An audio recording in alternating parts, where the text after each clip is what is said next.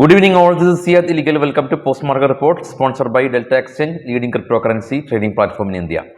നിഫ്റ്റിയുടെ എക്സ്പയറി ആണ് ഉണ്ടായിരുന്നത്. ഏറെ നാളുകൾക്ക് ശേഷമാണ് നിഫ്റ്റിയുടെ എക്സ്പയറിയിൽ വലിയ വോളറ്റിലിറ്റി ഇല്ലാതെ മാർക്കറ്റ് ക്ലോസ് നടത്തിയത്. അതായത് ഇന്ന് മാർക്കറ്റ് വലിയ തോതിൽ ചാഞ്ചാട്ടം ഉണ്ടായിരുന്നില്ല. ഇന്നലെ HDFC ബാങ്കിൻ്റെ റിസൾട്ട് വന്നു. HDFC ബാങ്ക് ഇന്നലെ ബാങ്ക് നിഫ്റ്റിനെയും അതുവഴി നിഫ്റ്റിനെയും എല്ലാം തന്നെ നല്ല രീതിയിൽ മുകളിലേക്ക് കൊണ്ടുപോയിട്ടുണ്ടായിരുന്നു. എന്നാൽ ഇന്ന് HDFC ബാങ്കിലോ ബാങ്ക് നിഫ്റ്റിയിലോ വലിയ ഗ്യാപ്പ് അപ്പ് ഒന്നും തന്നെ കണ്ടില്ല.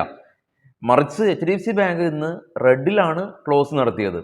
ഇന്നലെ ഉണ്ടായ ആ ഒരു IT സെക്ടറിലുള്ള ബൈങ് ഇന്നും കണ്ടു. എസ്പെഷ്യലി വിപ്രോ ഇന്നും 2.5% റാലി രേഖപ്പെടുത്തി. കൂടാതെ തന്നെ മിഡ് ക്യാപ്പ് IT കമ്പനീസും കോഫോർജും പെർസിസ്റ്റൻസ് സിസ്റ്റം പോലെയുള്ള IT കമ്പനീസും ഇന്ന് റാലി രേഖപ്പെടുത്തി. ഫിനാൻഷ്യൽ ഡ്രാഗ് ആയിട്ടുണ്ട്. നിഫ്റ്റിയുടെ ചാർട്ട് നമുക്ക് നോക്കാം. ഓപ്പൺ ചെയ്തു, അതിനുശേഷം 23,100 അടുത്ത് ഒരു സപ്പോർട്ട്, വീണ്ടും മാർക്കറ്റ് അല്ലെങ്കിൽ നിഫ്റ്റി കയറി, പിന്നീട് കൺസോൾഡേറ്റ് ചെയ്ത് 23,217 നിഫ്റ്റി കൺസോൾഡേറ്റ് ചെയ്ത് ക്ലോസ് ചെയ്തിട്ടുണ്ട്. നിഫ്റ്റിയിൽ UltraTech cement 6%, Grasim, Wipro, Shriram finance, Eicher Motors തുടങ്ങിയ കമ്പനീസ് 2 മുതൽ 6.25% വരെയുള്ള rally. BPCL, Kotak bank, HCL tech, power grid, Reliance തുടങ്ങിയ കമ്പനീസ് 1% മുതൽ 2.5% വരെയുള്ള ഫോൾ ഉണ്ടാക്കിയിട്ടുണ്ട്.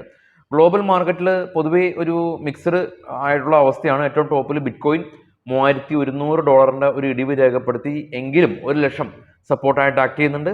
ബ്രന്റ് ഓയിൽ ചെറിയ രീതിയിലുള്ളൊരു നേട്ടം കൈവരിച്ച 79. ഗോൾഡ് $4.5 per ഔൺസിന് മാത്രം പ്രോഫിറ്റ് ബുക്കിംഗ് കണ്ടു. ഗോൾഡ് ട്രേഡ് ചെയ്യുന്നത് $2,751 per ഔൺസ് ആണ്.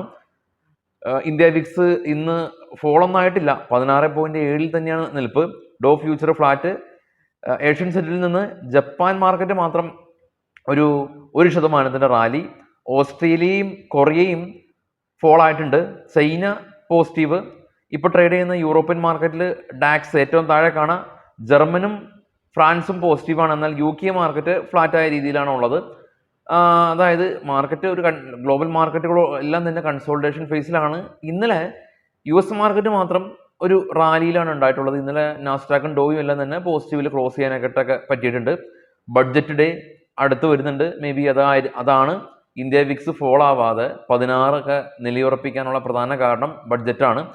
അപ്പോൾ ബഡ്ജറ്റിൻ്റെ ഡേ അടക്കും തോറും ഇന്ത്യ വിക്സ് പതിയെ മുകളിലേക്ക് പോകും. അതായത് ഓപ്ഷനൊക്കെ ട്രേഡ് ചെയ്യുന്ന ആളുകൾ ഈവൻ എത്ര ഫാർ OTM ആണെങ്കിൽ പോലും വലിയ തോതിൽ വിക്സ് ഒക്കെ ഉയരുമ്പോൾ വലിയ നഷ്ടങ്ങളൊക്കെ കാണിക്കും, MTM ലോസ് ഒക്കെ കാണിക്കും. അത് ഹോൾഡ് ചെയ്താൽ അതിൽ കൂടുതൽ പ്രശ്നമാവും.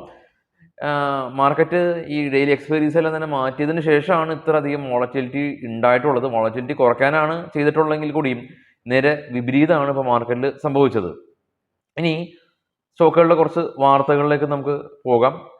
ഈ വരുന്ന ഞായറാഴ്ച ദിവസമാണ് ഇവിടെ നമ്മുടെ ഇപ്പം ഞാൻ കൊച്ചി ഓഫീസിലാണ് ഉള്ളത്. കൊച്ചി ഓഫീസിൽ വെച്ച് നമ്മുടെ ഓപ്ഷൻ്റെ ഓഫ്ലൈൻ ക്ലാസ് ഉള്ളത്. ഓപ്ഷൻ്റെ ഓഫ്ലൈൻ ക്ലാസ് ഞായറാഴ്ച നടക്കുന്നുണ്ട്. താല്പര്യമുള്ള ആളുകൾക്ക് ഫസ്റ്റ് കമൻറ്റിൽ നമ്പർ പിൻ ചെയ്ത് വെച്ചിട്ടുണ്ട്, ക്ലിക്ക് ചെയ്യാം. കോഴ്സ് ഡീറ്റെയിൽസ് ഒക്കെ ചോദിച്ച് മനസ്സിലാക്കിയതിന് ശേഷം നേരെ കോഴ്സിൽ ജോയിൻ ചെയ്യാം. നമുക്ക് ഇവിടെ ഇരുന്ന് നമ്മുടെ ഓഫീസിൽ ഇരുന്ന് ഒരുമിച്ചിരുന്ന് പഠിക്കാം, കുറഞ്ഞ ഫീസിൽ പഠിക്കാം. സ്റ്റോക്കുകളുടെ വാർത്തകളിലേക്ക് വരാം. ആദ്യം Adani energy net profit 73% year on year ഉയർന്ന് 566 കോടി രൂപ.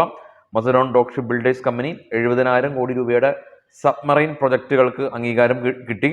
അൾട്രാടെക് സിമെന്റ് നെറ്റ് പ്രോഫിറ്റ് ഇന്ന് 17% ഇടിവ് ആണെങ്കിൽ കൂടിയും ഈ എസ്റ്റിമേറ്റ് ചെയ്തതിനേക്കാൾ കൂടുതൽ റിസൾട്ട് വന്നതുകൊണ്ട് ഇന്ന് നല്ല റാലിയാണ് അൾട്രാടെക് സിമെന്റ് ഉണ്ടാക്കിയത്. കൊട്ടക് മഹീന്ദ്ര ബാങ്ക് ഇവർ സ്റ്റാൻഡേർഡ് ചാർട്ട് ബാങ്കിൻ്റെ ഏകദേശം 3,330 കോടി രൂപയുടെ ലോൺ ബുക്ക് അക്യൂർ ചെയ്തു. വിഷ്ണു പ്രകാശ് കമ്പനി 51 കോടി രൂപയുടെ ഒരു ഓർഡർ ജയ്പൂർ ഡെവലപ്മെൻറ്റ് അതോറിറ്റിയുടെ ഭാഗത്ത് നിന്ന് ലഭിച്ചു.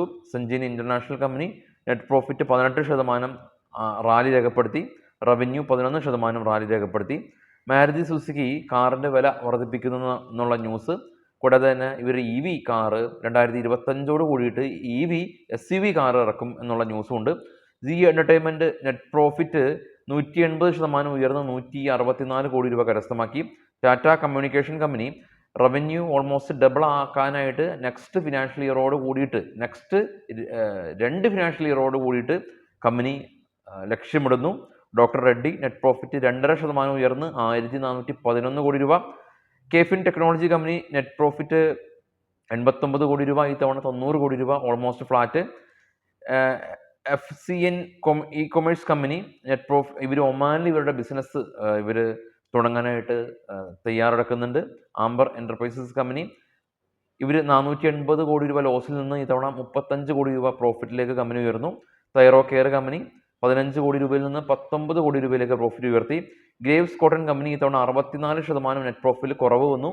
ലാസ്റ്റ് ഇയർ 58 കോടി രൂപ പ്രോഫിറ്റ്, ഈ തവണ 21 കോടി രൂപ പ്രോഫിറ്റിലേക്ക് ചുരുങ്ങി. CN കമ്പനി നെറ്റ് പ്രോഫിറ്റ് 31% ഇടിഞ്ഞു, 122 കോടി രൂപ. സോന ബിഎൽവി precision company 13% year on year net പ്രോഫിറ്റിൽ വർധനവ്. സ്ട്രൈഡസ് ഫാർമ കമ്പനി വൺ സോഴ്സിൻ്റെ എല്ലാം തന്നെ ലിസ്റ്റിംഗ് BSE NSE അംഗീകാരം ലഭിച്ചു, അതുകൊണ്ട് തന്നെ സ്ട്രൈഡസ് ഫാർമ ഇന്ന് 9% റാലി.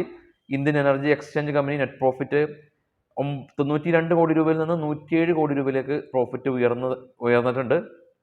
വിശദമായിട്ടുള്ള മാർക്കറ്റ് ന്യൂസൊക്കെ ആയിട്ട് നാളെ രാവിലെ 7:00 പ്രീ മാർക്കറ്റ് സെക്ഷനിലെത്താം. എല്ലാവർക്കും ശുഭരാത്രി നേരുന്നു. Thank you.